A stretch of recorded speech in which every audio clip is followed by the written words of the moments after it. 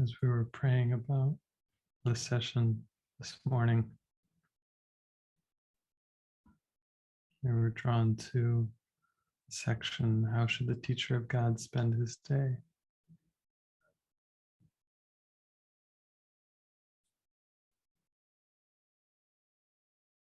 So explore that here with you guys.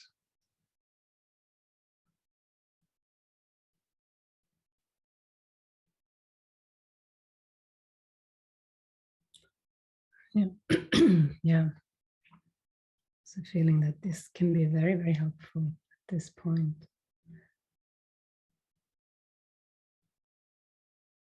To get some guidance from Jesus about how to spend the day.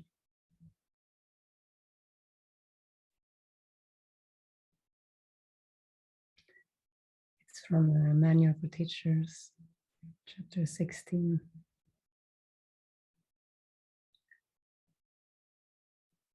Shall we dive in? How should the teacher of God spend his day? To the advanced teacher of God, this question is meaningless. There is no program, for the lessons change each day.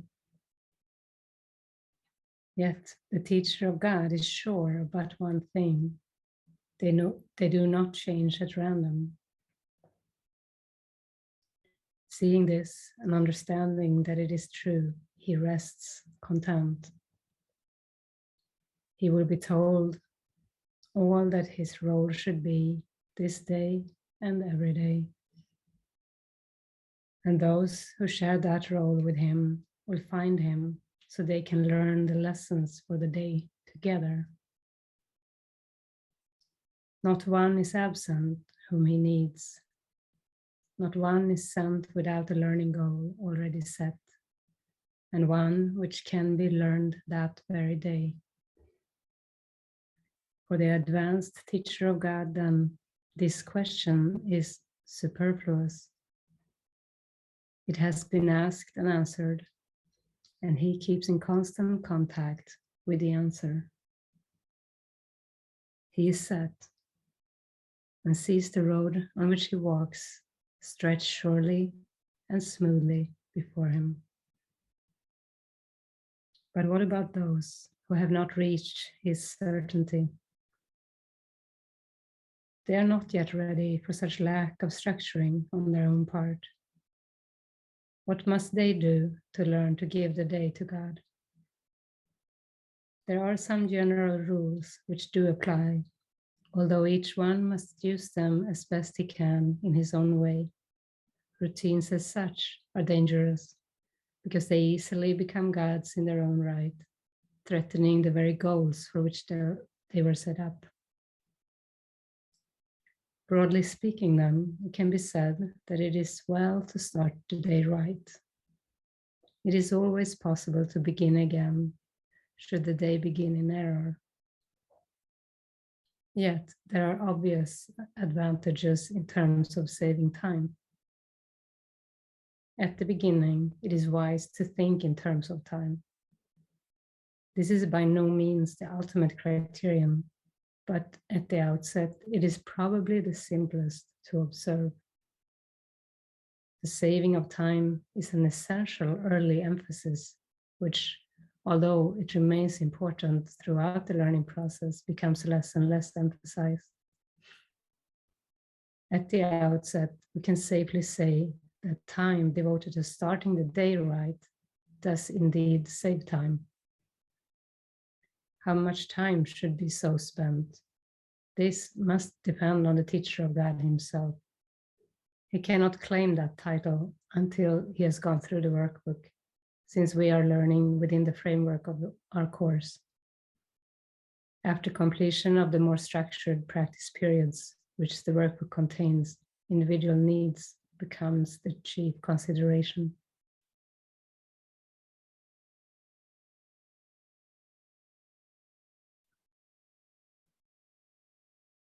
This course is always practical.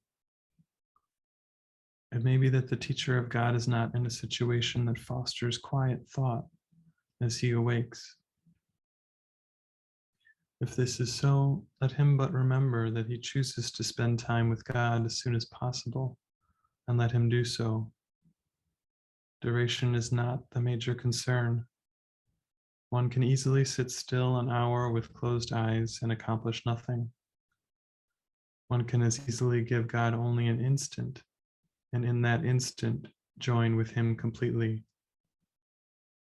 Perhaps the one generalization that can be made is this: as soon as possible after waking, take your quiet time, continuing a minute or two after you begin to find it difficult.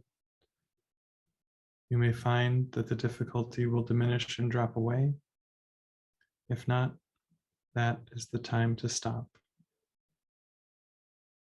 The same procedure should be followed at night. Perhaps your quiet time should be fairly early in the evening, if it is not feasible for you to take it just before going to sleep. It is not wise to lie down for it. It is better to sit up in whatever position you prefer. Having gone through the workbook, you must have come to some conclusions in this respect. If possible, however, just before going to sleep is a desirable time to devote to God. It sets your mind into a pattern of rest and orients you away from fear.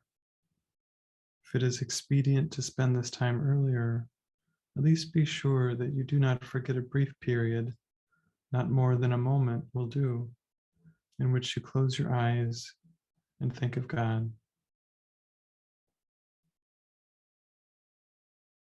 There is one thought in particular that should be remembered throughout the day. It is a thought of pure joy, a thought of peace, a thought of limitless release.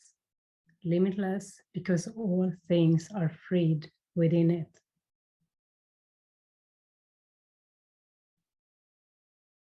There is one thought in particular that should be remembered throughout the day. It is a thought of pure joy, a thought of peace, a thought of limitless release. Limitless because all things are freed within it. You think you made a place of safety for yourself. You think you made a power that can save you from all the fearful things you see in dreams. It is not so. Your safety lies not there. What you give up is merely the illusion of protecting illusions. And it is this you fear, and only this. How foolish to be so afraid of nothing. Nothing at all. Your defenses will not work, but you are not in danger. You have no need of them. Recognize this, and they will disappear. And only then will you accept your real protection.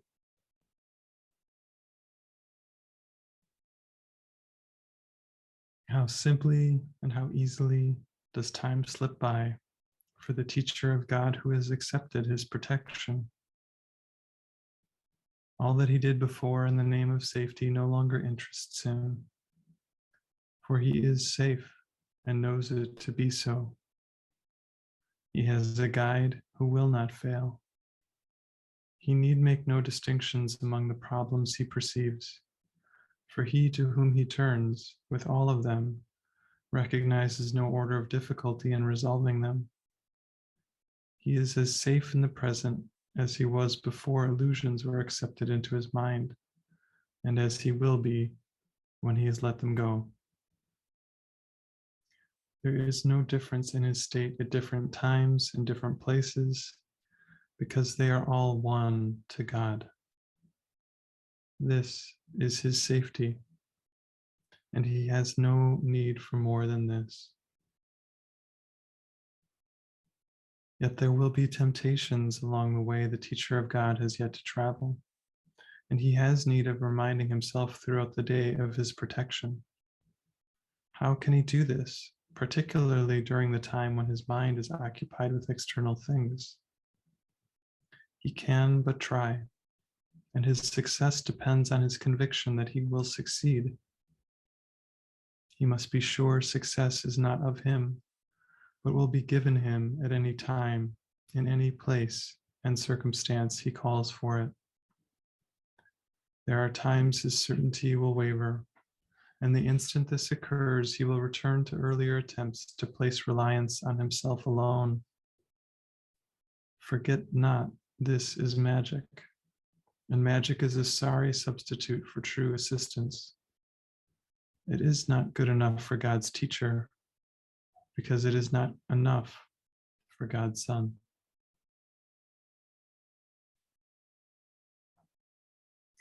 The avoidance of magic is the avoidance of temptation. The avoidance of magic is the avoidance of temptation. For all temptation is nothing more than the attempt to substitute another will for God's. These attempts may indeed seem frightening, but they are merely pathetic. They can have no effects, neither good nor bad, neither rewarding nor demanding sacrifice, healing nor destructive, quieting nor fearful. When all magic is recognized as merely nothing, the teacher of God has reached the most advanced state. All intermediate lessons will but lead to this and bring this goal nearer to recognition. For magic of any kind, in all its forms, simply does nothing. Its powerlessness is the reason it can be so easily escaped. What has no effects can hardly terrify. There is no substitute for the will of God. In simple statement, it is to this fact that the teacher of God devotes his day. Each substitute he may accept as real can but deceive him. But he is safe from all deception if he so decides. Perhaps he needs to remember, God is with me. I cannot be deceived.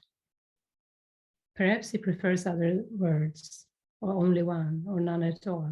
Yet each temptation to accept magic as true must be abandoned through his recognition, not that it is fearful, not that it is sinful, not that it is dangerous, but merely that it is meaningless.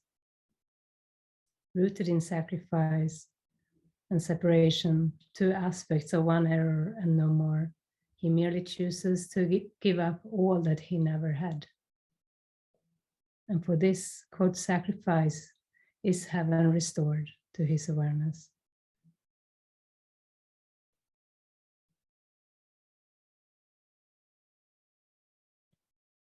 Is not this an exchange that you would want? The world would gladly make it if it knew it could be made. It is God's teachers who must teach it that it can. And so it is their function to make sure that they have learned it. No risk is possible throughout the day except to put your trust in magic, for it is only this that leads to pain. There is no will but God's. His teachers know that this is so and have learned that everything but this is magic. All belief in magic is maintained by just one simple-minded illusion that it works. All through their training, every day and every hour, and even every minute and second, must God's teachers learn to recognize the forms of magic and perceive their meaninglessness. Fear is withdrawn from them, and so they go. And thus the gate of heaven is reopened, and its light can shine again on an untroubled mind.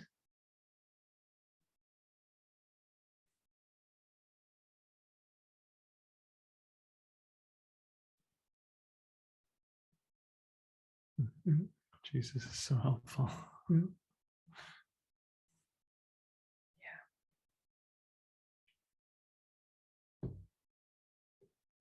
Yeah, this is so cool. He hasn't mentioned really the word guidance, but maybe he has. But it's all about guidance, because this line about magic, where he says that reliance on yourself alone is magic. That's what magic is. And forget not that this is magic, and magic is a sorry substitute for true assistance. True assistance, yeah, that's guidance.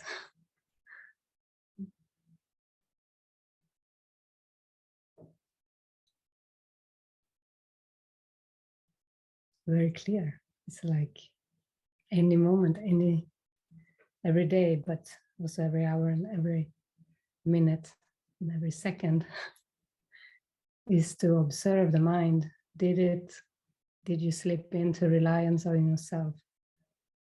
Or were you able to stay in reliance on God?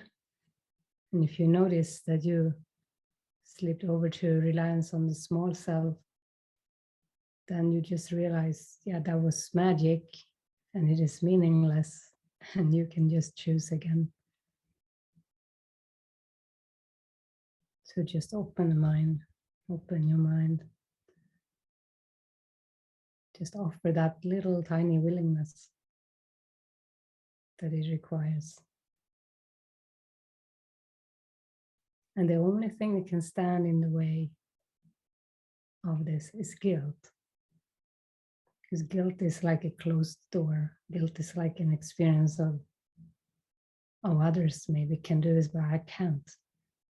God is not available for me. I can't. But then that's the door of guilt to be opened, the guilt to be released. So then you can just be in prayer. Let me release this guilt. Let me understand that I am worthy. Let me experience that I am innocent. Let me release this dark chunk of guilt that is sitting in the way.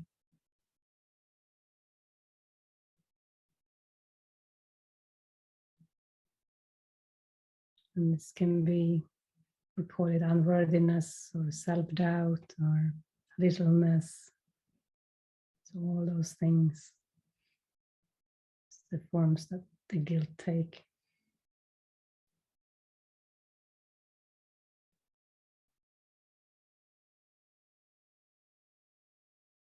But again, to come back, oh, I'm willing here to rely on God and not on my personal self.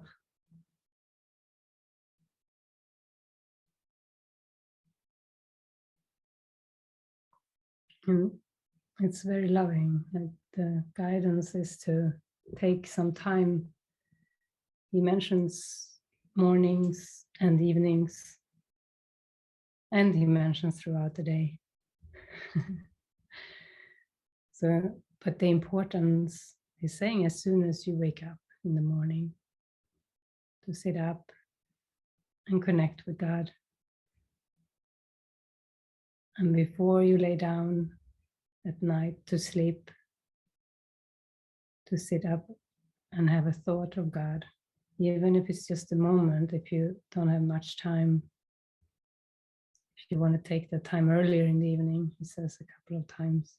So very clear, which will be very, very helpful and healing to release any suffering and pain. And in between to remember the thought of pure joy, of peace, of limitless release. It's limitless because all things are freed within it. To have that thought to remember throughout the day. So that's the guidelines. So this is like, yeah, when you don't do the lessons, you can at least do this, so to speak. He's offering, but if you do lessons, you do that as well. So.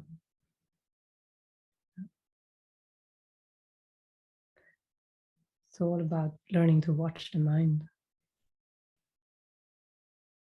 to watch those doubt thoughts as they creep in. Oh, there, I slipped again. Come back to the willingness.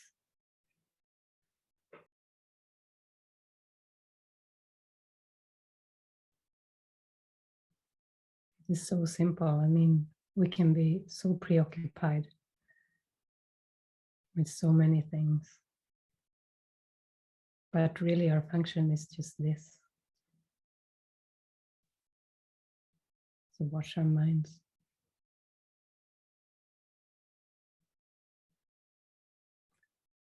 So we've already had an expression session here in the group this morning, but do you have something you want to share or express, Lori?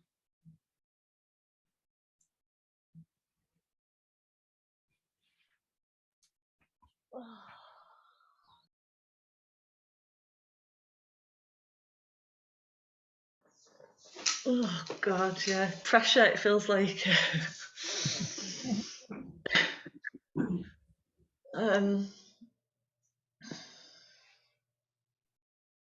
Oh God, I feel like my head's just gone like that. Like, Sounds good.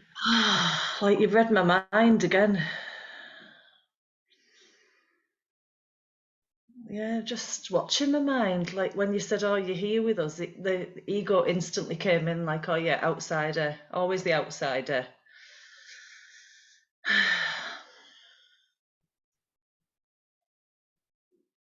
That's a funny answer to "you're here with us."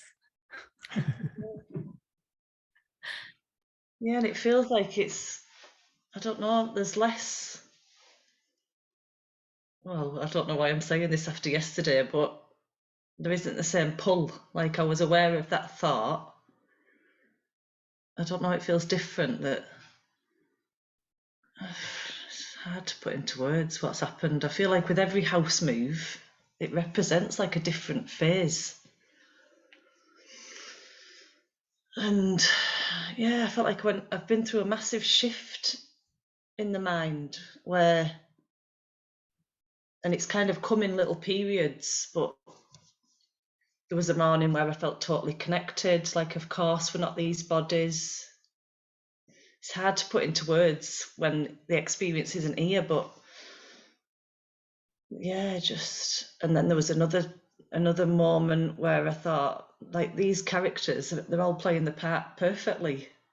And actually, I'm grateful because I wouldn't be where I am without them all playing those parts. And nobody needs to be any different. You know, it's all my mind. There's such an awareness of that. But yesterday, well, I'm not even going to say but yesterday, because even that needed to happen, but it's the same thing where I seem to go through these periods where there's a big shift and then there's a massive ego backlash. And yesterday it all kicked off. I was trying to do the retreat, the movie workshop. We've got a mezzanine bedroom. Ava's just saying, she's telling me off. I'm not talking about you, Ava. No, I'm not. I'm talking about my own mind.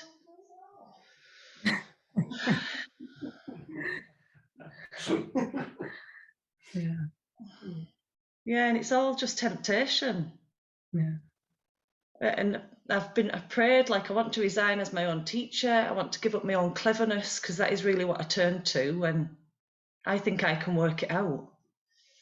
And it just seemed to go on for hours yesterday. And there was moments when I turned to Holy Spirit and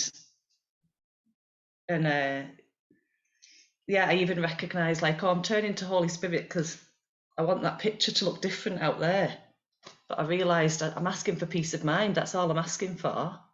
That can all stay the same but it was with the duration of it going on for I was in and out, things seemed to settle, and then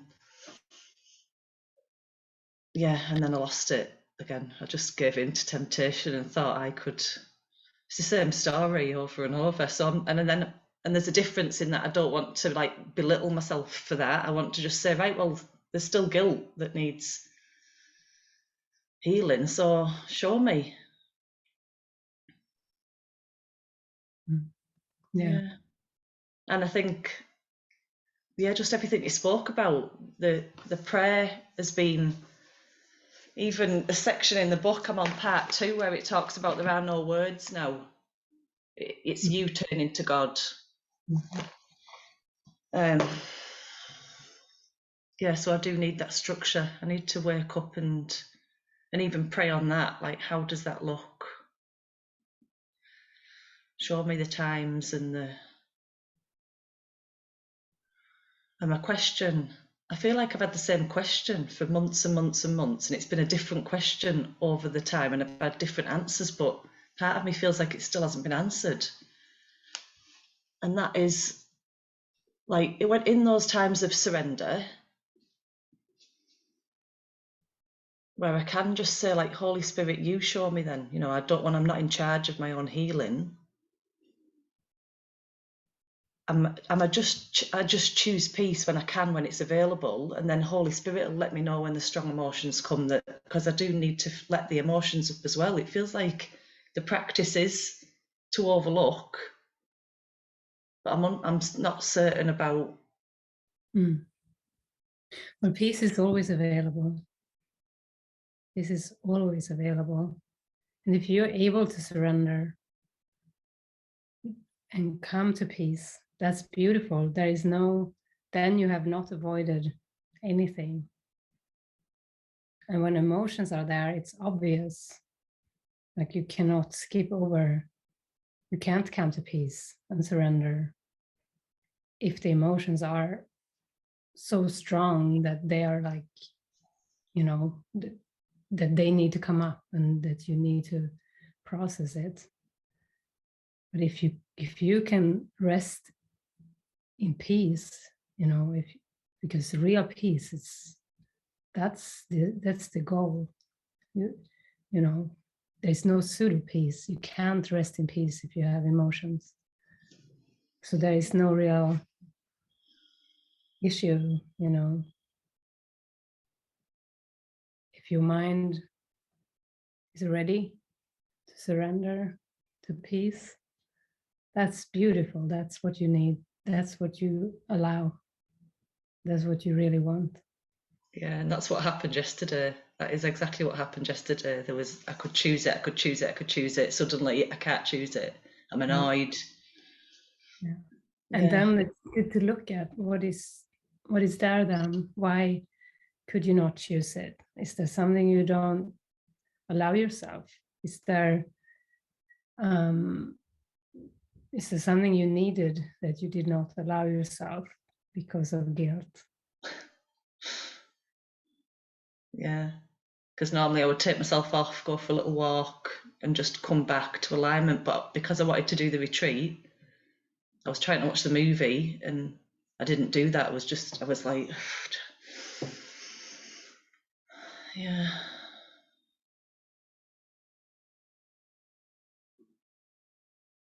Yeah, and there's nowhere to hide in this house. There's internet only works in this room. There's a mezzanine bedroom, so that feels like a good thing. Maybe, like, yeah, can't hide this stuff. I'm very happy to share this meeting with everybody. Good news. Yeah. Yeah, I definitely feel that's the calling. More silence, more meditation, and yeah, I don't even want to say more. I want it to be wanted. That's what I want. Yeah. And that you can allow yourself that. And often it's just to see, because it can be subtle ways that the mind makes up obstacles. You know, I can't do it now because, you know, and then even tiredness can be a made up obstacle. And willingness is more powerful. So, no, I do want to. And just to try. But yeah, like you said in this instructions, there can be times where, or circumstances that don't allow for you to sit up first thing when you wake up, or different circumstances. But yeah, I think for most of us, we actually can do it, follow it. Yeah. Yeah, thank you. Yeah.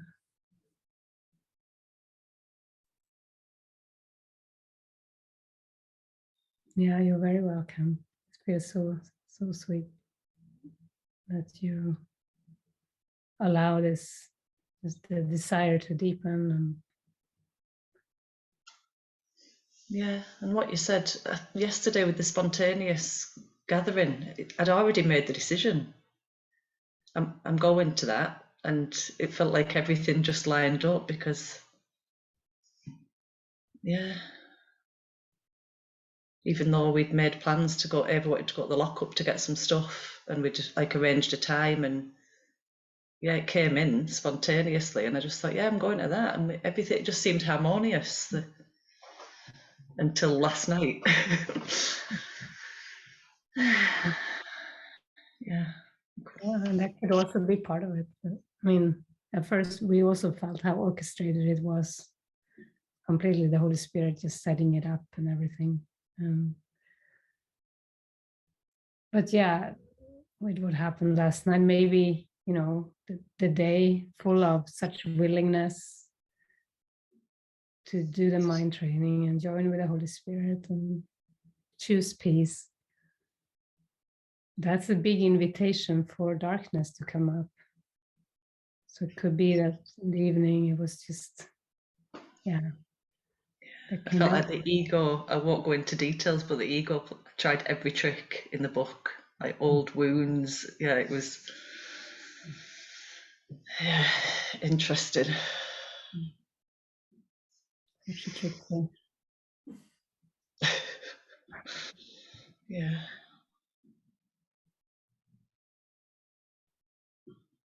Yeah, thank you. Done. Thank you. Yeah, you really are here with us, Laurie. Yeah. Yeah. Yeah.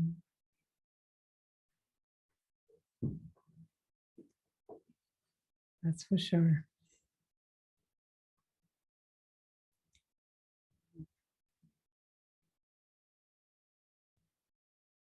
Can I say something? Yeah. Yeah, I feel like a massive connection with you, Barry. I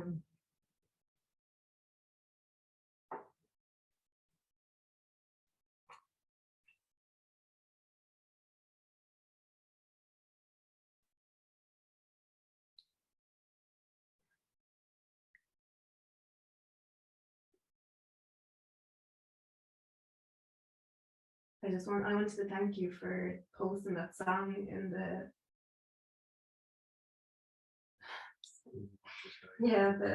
the Eva Cassidy one.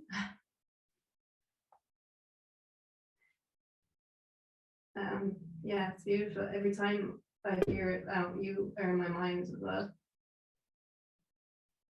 And I know you've been here as well, like, so I feel you. So just had to say that. Thanks. Thank you.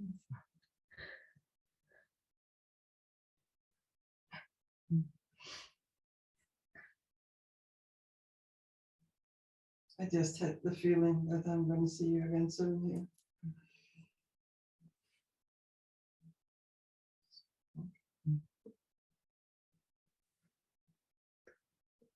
Yeah. Awesome. Yeah, I might as well add in something. I felt you so strongly yesterday as well. It's like your presence was here. Yeah, I felt it so strong in my awareness. That makes three of us now. Yeah. And I thought of you too yesterday. Actually, I was going to say Eva, but Lori and Denise, and your daughters, Eva. It's like, Yeah. yeah, strong symbols. Yeah. I did too.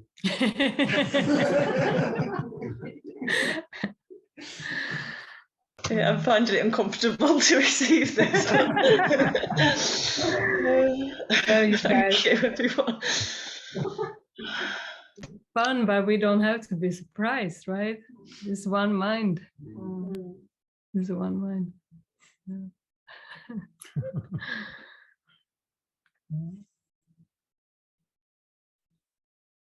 And sometimes I call Barret Garrett and Garrett Barrett. Yeah.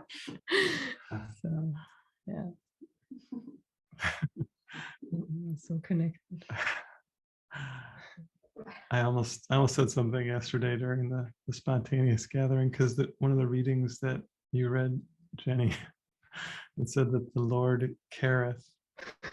And I was like, the word careth is not used very much, but I thought careth and Gareth.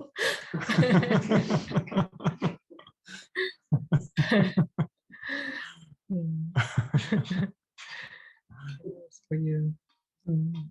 Sounds like the Lord careth for Gareth.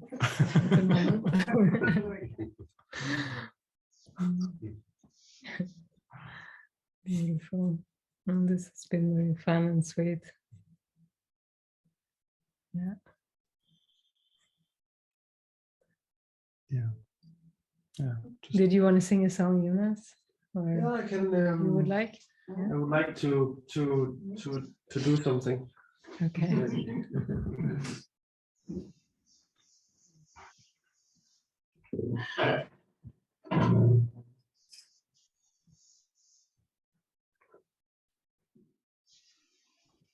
But I might have a call coming, but I will. Ah, okay. If I leave, I'll just say love you to you, Laurie, and we'll see you soon. Yeah. So when I heard the guided meditation from Barret, I thought that maybe I would try to do some of the same with the guitar. Just have a little see what comes up here, and maybe go into a song. Who knows? So close your eyes, or whatever feels helpful.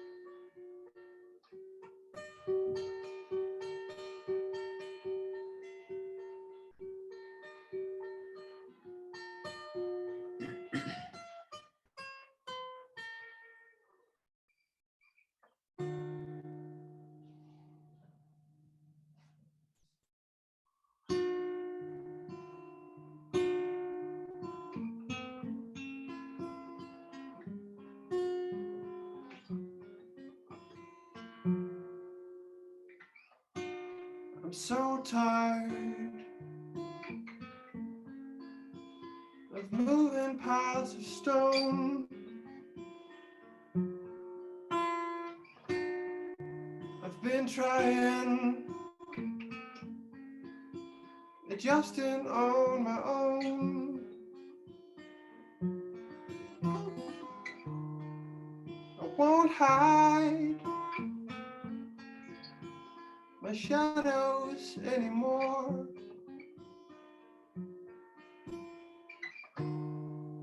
Inside, I hear a call for more.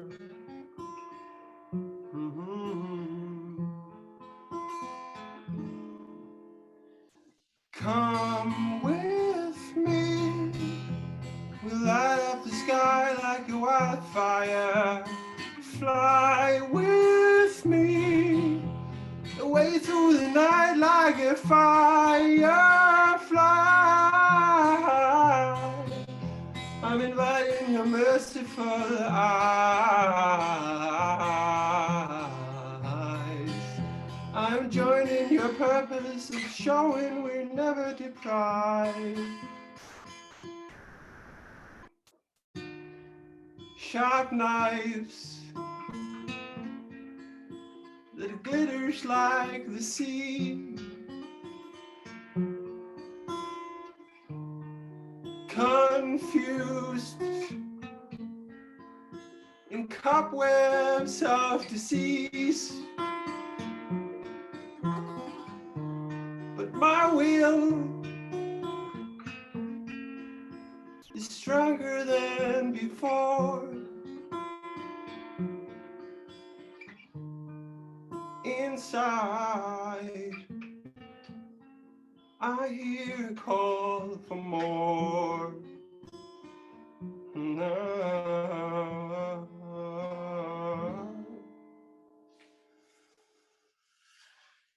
Come with me, we'll light up the sky like a wildfire. Fly with me, away through the night like a firefly. I'm inviting your merciful eyes. Oh, oh. I've been joining your purpose of showing we never deprived.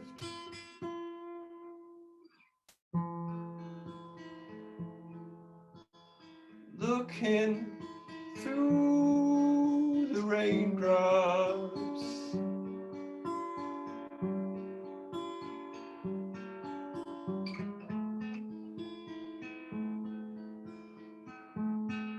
clear and airy doubt thought.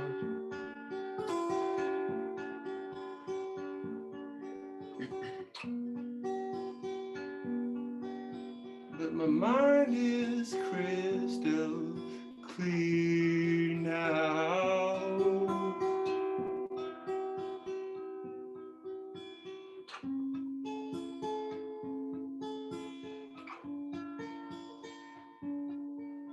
I kiss the tears goodbye.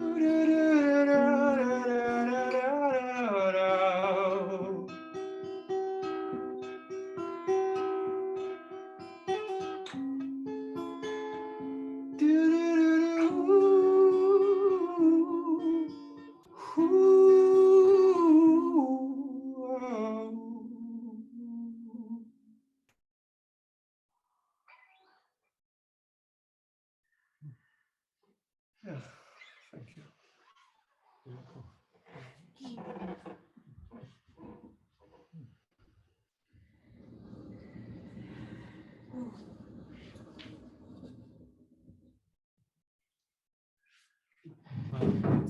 That's a pretty sweet note to end on. Thank you, Jonas. Thank you. Yeah. And thank you for being here today, Lori. Yeah, as everyone here is feeling, we'll see you soon. Yeah. Yeah. Lots of love. Have a beautiful day.